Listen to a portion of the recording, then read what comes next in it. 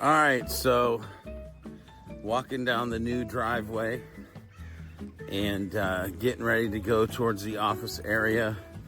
I'll show you what it looks like now, which is nothing pretty or sexy, but let me show you what that looks like. So here's the office.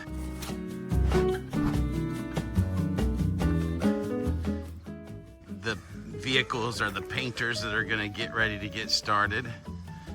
You can kind of see over here what the office building looks like, but let me show you the inside real quick.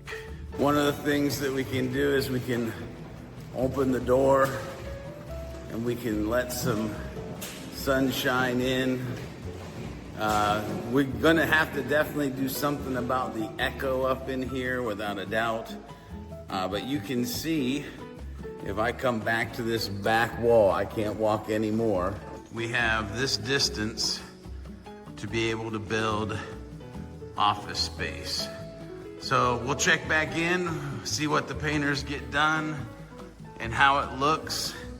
And excited to take you on this journey, on this ride with us to the new Sidekick Strategies office and what it ends up being.